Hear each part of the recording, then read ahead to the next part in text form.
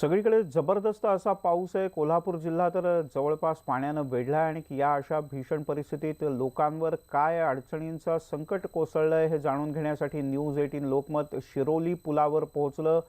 पुलावर पोहोचणारं न्यूज 18 लोकमत हे पहिलं न्यूज चॅनल ठरलं। भारतीय लष्कर आणि एनडीआरएफची टीम या पुलावर दाखल झालेली आहे आणि इथूनच पुढे बोटी ज्या आहेत एनडीआरएफच्या त्या पाण्यात उतरवल्या जातील आणि इथल्या जवळपासच्या लोकांना आता मदत पुरवली जाईल।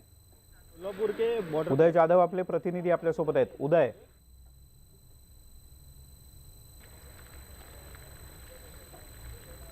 मिलन, मी आता शिरोळी पुलाजवळच आहे। कोल्हापूर शहराच्या पासून अगदी 4 किलोमीटर अंतरावरती आपण इथे माझ्या मागे बघत असाल या एनडीआरएफच्या सर्व बोटी आहेत ज्या सज्ज ठेवण्यात आलेल्या आहेत। यापैकी 2 बोटींनी जवळच्याच गावांमध्ये जाऊन पुन्हा जो परिस्थितीचा आढावा जो आहे तो घेतलेला आहे। त्यानंतर गावामध्ये नेमकी काय परिस्थिती ती देखील त्यांनी इथल्या अधिकाऱ्यांना सांगितलेली आहे। आणि समोरच्या बाजूला जर आपण बघितलं तर हा NH4 हायवे आहे, नॅशनल हायवे आहे, मात्र तो पूर्णपणे पाण्याखाली गेलेला आहे। पंचगंगा नदीचं पुराचं पाणी जे आहे ते संपूर्णपणे या हायवेवरती पसरलेलं आहे। जवळपासचा सौगा समोरचा परिसर जो आहे तो पाण्याने वेढलेला आपल्याला पाहायला मिळतो। पंचगंगा नदीने संपूर्ण कोल्हापूर जिल्हा व्यापलेला आहे।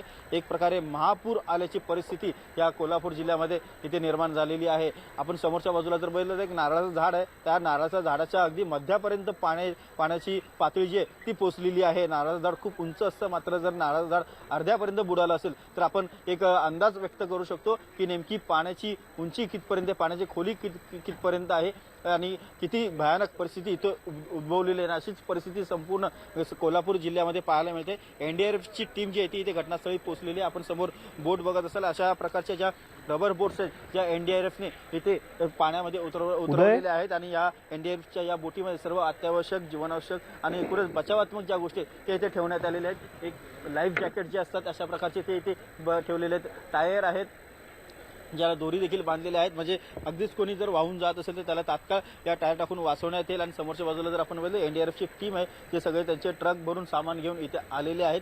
सगळेजण सज्ज झालेले आहेत, कारण जसं त्यांना रिपोर्ट मिळतो की कुठल्या गावामध्ये किती नागरिक जे आहेत ते अडकलेले आहेत, त्यानुसार तिथे सर्वाधिक गरज असलेल्या ठिकाणी हे सर्व एनडीआरएफचे जवान जे ते पोहोचण्याचा प्रयत्न करत आहेत। मात्र पाण्याचा वेग प्रचंड आहे आणि पाणीच पाणी सगळीकडे झालेलं आहे। अगदी समोरच्या बाजूला जर आपण बघितलं तर या हायवेच्या बाजूला असलेले जे मंगल कार्यालय असतील किंवा इतर शोरूम असतील ते अर्ध्याहून अधिक पाण्यामध्ये बुडा आलेले आहेत।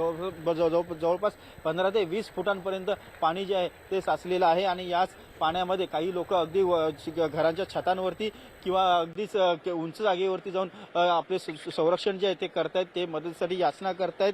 काहींना तर काल रात्री जेवण देखील मिळाले नाहीये, त्यामुळे खूप गंभीर परिस्थिती उद्भवलेली आहे। जिल्हा प्रशासनाने इथे एनडीआरएफचे किती जवान, किती बोटी तैनात आहेत आणि या आजूबाजूच्या परिसरात किती लोक अडकलेले असण्याची शक्यता आहे ज्यांच्यापर्यंत एनडीआरएफच्या जवानांना पोहोचायचंय पुढच्या काही वेळात?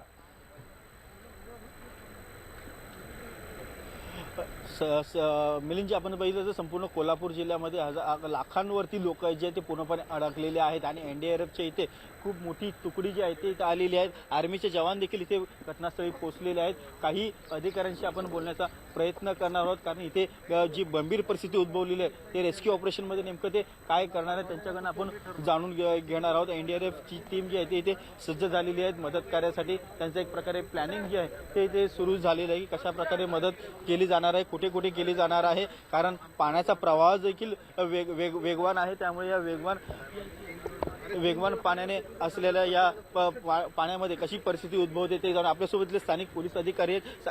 गावामध्ये नेमकी काय परिस्थिती आहे आणि गावामध्ये किती लोक अडकलेले आहेत ज्यांना तात्काळ मदत करण्यात येणार आहे? गावामध्ये हालोंडी गावामध्ये पूर्ण पाण्याने फ्लो भरलेला आहे पाण्याने। तिथील लोक पूर्ण वडगावला मराठा हायस्कूलमध्ये स्थलांतरित केलेले आहेत। त्याचप्रमाणे सेहे गावामध्ये पण संपूर्णपणे पाण्याची वेढा घातलेला आहे, तिथेही पूर्ण लोक इतर ठिकाणी स्थलांतरित केलेले आहेत। शिरोली गावामध्ये बऱ्यापैकी लोक इतर ठिकाणी स्थलांतरित केलेले आहेत। पाण्याचा प्रवाह वाढत आहे, ज्या ठिकाणी पाण्याचा प्रवाह वाढत आहे तेथील लोके स्थलांतरित करण्याचं काम सुरू आहे।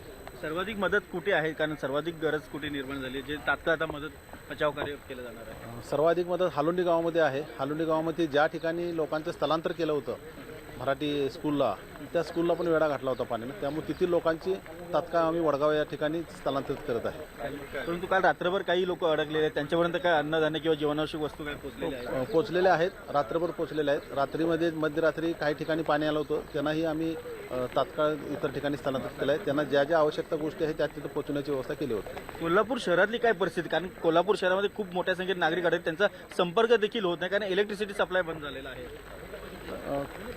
आपत्तीकालीन व्यवस्थाचं नियोजन केलेलं आहे. माननीय SP सर वेळोवेळी सर्वांच्या संपर्कात आहेत आणि ज्या ठिकाणी आवश्यकता लागेल त्याप्रमाणे मदत कार्य चालू आहे.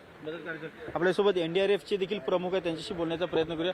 सर, क्या बता पाएंगे सर, किस तरह का रेस्क्यू ऑपरेशन अभी यहाँ से आपने शुरू किया है सुबह से? अभी देखिए, अंदर हमारी पहले ऑलरेडी 2 टीम है.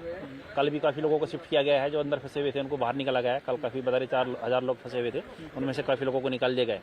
लेकिन अभी भी काफ़ी लोग अंदर फंसे हुए हैं, जिसके लिए हमने अभी नाव तैयार की हैं और अभी हम थोड़ी समय में यहाँ से मार्च करने वाले हैं.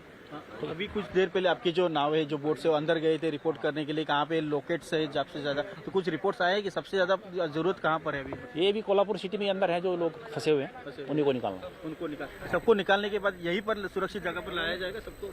हाँ बिल्कुल, सभी को सुरक्षित स्थान जो भी उन्होंने पहले से तय कर रखा है वहाँ पे पहुँचाया जाएगा. उसके बाद में फिर हम आगे का देखेंगे, जहाँ पे आगे लोग फंसे होंगे उनको निकालेंगे.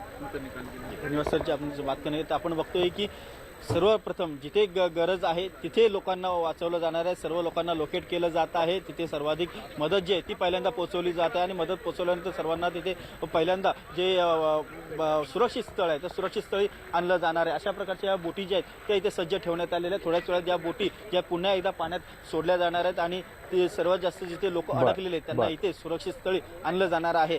कालपासूनच जो मुसळधार पाऊस पडतोय, अगदी अति मुसळधार पाऊस पडतोय, त्यामुळे अक्षरशः दृश्य पुरेशी बोलकी आहेत. उदय, मी कॅमेरामनला म्हणेन की आपण पुन्हा एकदा ती दृश्य बघूयात. पुलाच्या पलीकडनं ज्या पद्धतीचं पाणी आहे आणि शिरोली पूल आहे हा इथून अवघ्या 4 किलोमीटरवर कोल्हापूर आहे. पण अतिशय भीषण अशी परिस्थिती ही काही क्षणांपूर्वीची दृश्य, जेव्हा बोटी NDRFच्या जवानांनी ही थेट दृश्य आपण पाहतो आहोत, जेव्हा NDRFच्या जवानांनी बोटी उतरवल्या आणि आजूबाजूच्या भागातला साधारण अंदाज घेतला की कितीपर्यंत पाणी आहे, किती खोलपर्यंत पाणी आहे. काल 4,000 लोकांना सुरक्षित ठिकाणी हलवण्यात आलं असं स्थानिक वरिष्ठ पोलीस अधिकाऱ्यांनी सांगितलं आणि त्याचबरोबर हलोली आणि शिरोली या 2 ठिकाणी सगळ्यात जास्त फटका बसलेला आहे. या भयानक अशा अर्थानं की कायम राष्ट्रीय महामार्ग आहे हा, पण हा पूलही जर का अधिक पाऊस पडला आणि पाणी पातळी वाढली तर पाण्याखाली जाऊ शकतो, अशा प्रकारची भीती आहे. याच बातमीवर कायम राहणार आहोत. अन्य काही महत्त्वाच्या बातम्या आहेत